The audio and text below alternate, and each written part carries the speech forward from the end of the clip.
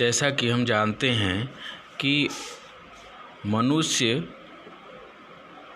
अस्तित्व, मानव अस्तित्व के दो पक्ष हैं, एक बुद्धि और दूसरा अनुभव, एक तर्क और दूसरा आस्था।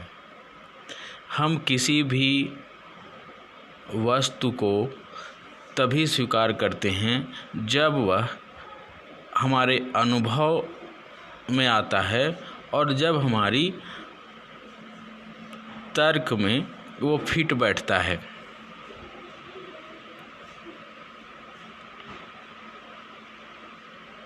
इस तरीके से हम यह देखते हैं कि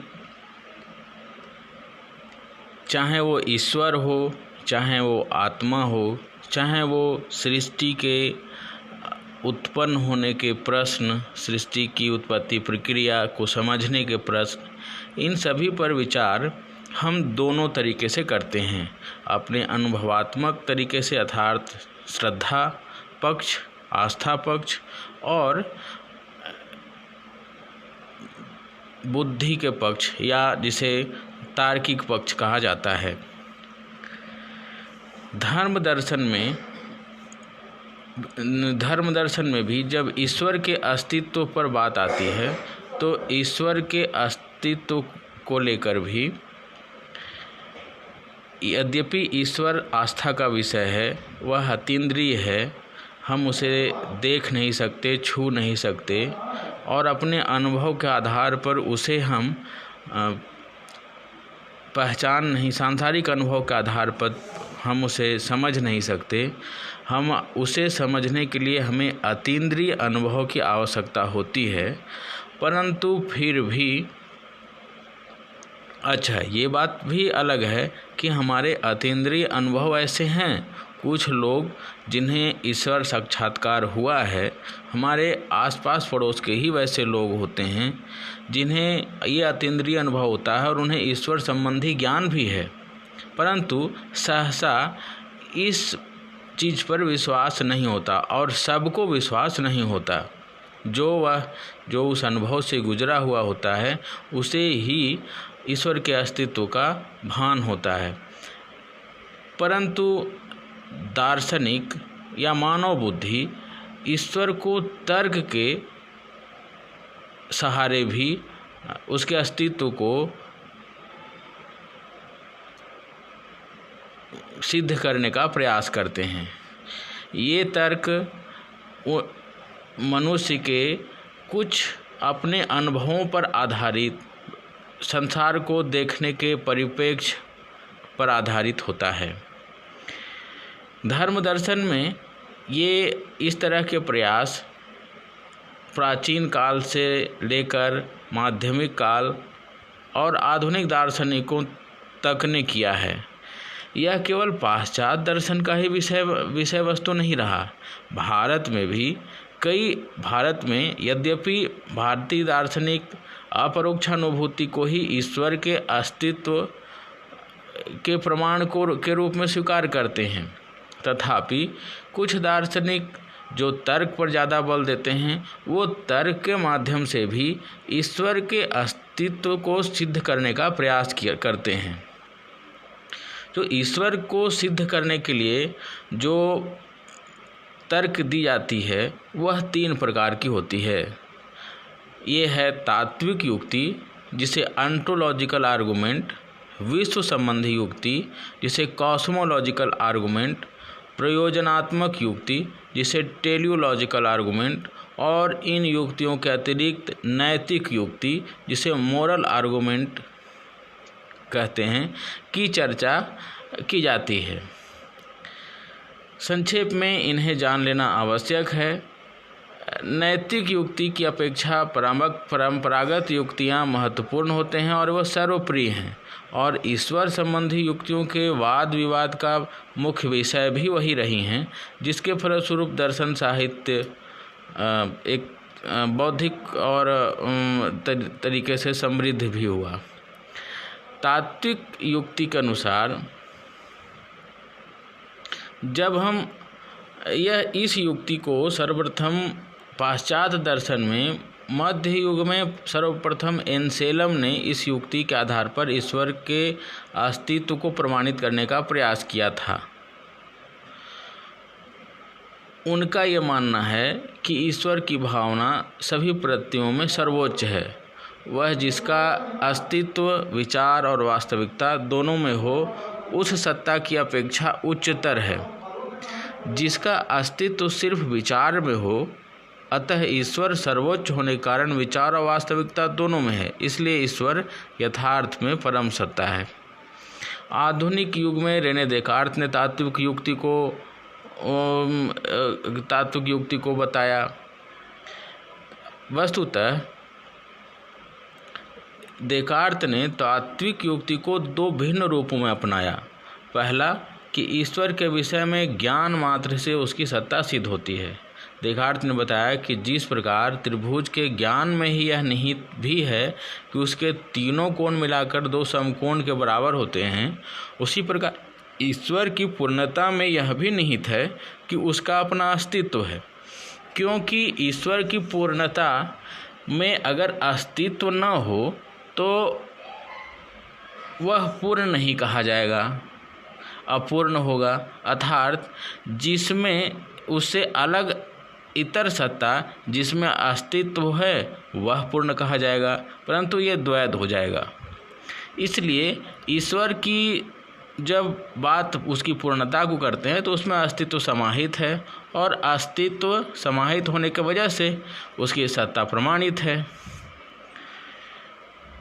यह तात्विक युक्ति कहा जाता है। अब हम आते हैं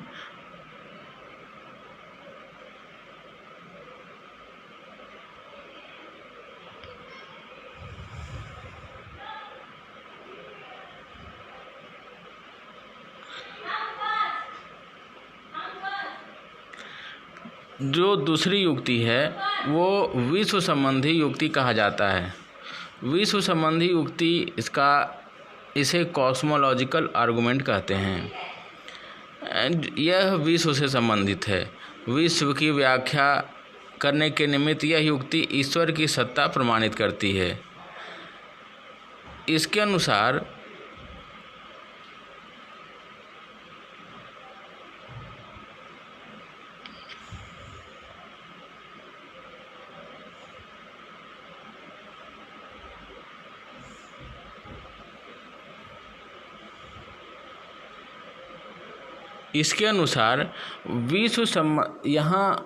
यहाँ सभी वस्तुएं कार्य कारण सिद्धांत पर आधारित हैं। अर्थात कोई एक वस्तु दूसरे वस्तु का कार्य होता है। एक वस्तु कारण होती है और दूसरा वस्तु उसके कार्य होते हैं। जैसे यदि हम लें तो हमारा कारण हमारे माता पिता हैं, हमारे माता पिता का कारण उनके माता पिता हैं, और उनके माता पिता का कारण उनके माता पिता हैं। इस तरह एक अनवरत श्रृंखला चलती रहती है। अब इस बात पर विचार किए, यदि इस प्रक्रिया पर विचार किया जाए तो इस जगत के प्रत्येक वस्तु का कोई न कोई ऐसा कारण होगा जिसका और कोई कारण नहीं हो। क्योंकि यदि यह मान लें कि और कोई कारण होगा तो वह अनवस्था दोष आएगा। इसलिए अनवस्था दोष ना आए, इसके लिए हमें एक अंतिम कारण के रूप में एक सत्ता को मानना होगा। और यह अंतिम सत्ता जो सभी वस्तुओं का कारण है, जो इस विश्व का कारण है, वह कारण रहित या कारण निरपेक्ष होना चाहिए। यही जो अंतिम कारण है वो ईश्वर है। इस युक्ति का प्रयोग प्लेटो, अरस्तु, लाइब्निज और अन्य बहुत सारे दार्शनिकों ने किया था। अब हम जो अन्य प्रकार की युक्ति है जिसे ईश्वर की सिद्धि के लिए उपयोग किया जाता है वह है प्रयोजनात्मक युक्ति। इसे टेलियोलॉजिकल आर्गुमेंट कहते हैं। यह तर्क अत्यंत ही प्राचीन है। कुछ विद्वानों ने इसे सिद्ध किया है कि विश्व की प्रत्येक वस्तु के पीछे कोई न कोई प्रयोजन अवश्य होता है। प्रयोजन के पीछे किसी सत्ता को मानना पड़ता है। वस्तुतः टेलियोलॉजिकल शब्द ग्रीक शब्द टेलोस से निर्मित हुआ है और टेलोस शब्द का अर्थ प्रयोजन है और यह प्रयोजन पर आधारित तर्क है। इसके अनुसार इस सृष्टि में हम एक व्यवस्था, एक प्रयोजन देखते हैं, अर्थात सूर्योदय होता है, सूर्योदय के साथ प्रकाश उत्पन्न होता है, प्रकाश से दिन होता है, दिन ढलने के बाद रात्रि होती है और रात्रि के बाद पुनः दिन होता है। मौसम बदलते हैं, ऋतुएं बदलते हैं, वर्षा होती है, कुछ खास प्रकार के पेड़ पौधे एक निश्चित समय पर उगते हैं और वो समाप्त हो जाते हैं, तारे चलते हैं, तारों की गति होती है और ये साल भर तारे घूमते हैं, एक निश्चित पैटर्न पर घूमते हैं। इस तरीके से इस पूरे विश्व में एक व्यवस्था दिखती है और इस व्यवस्था कहीं भी कोई भी व्यवस्था किसी जड़ पदार्थ से उत्पन्न नहीं हो सकती। व्यवस्था के लिए एक चेतन तत्व का होना आवश्यक है और यह परम चेतन तत्व जो पूरे सृष्टि के पीछे व्यवस्था का आयोजन करता है वही ईश्वर है। इसे प्रयोजन मूलक युक्ति या टेलियोलॉजिकल आर्गुमेंट कहा जाता है।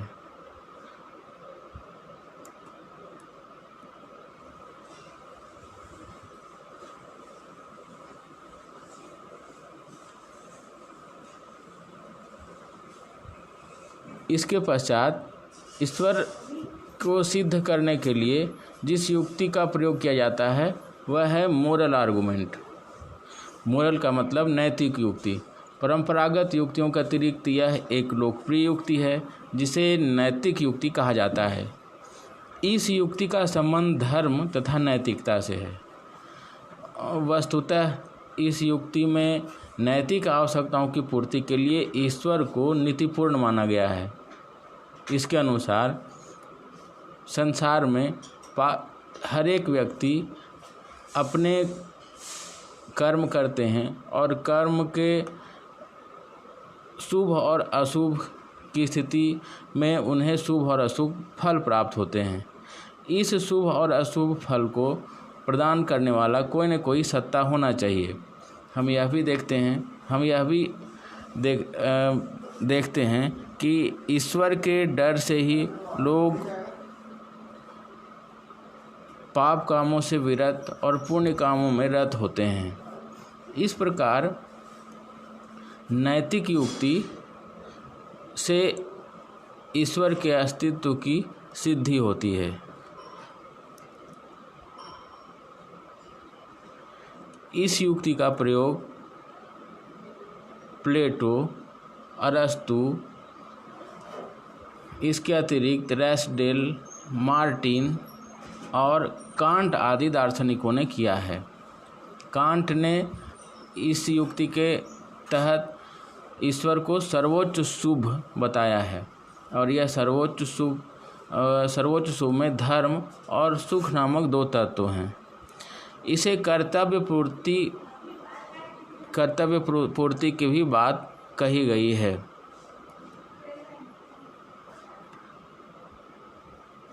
इस प्रकार नैतिक नियमों से भी ईश्वरीय सत्ता की सिद्धि होती है। ये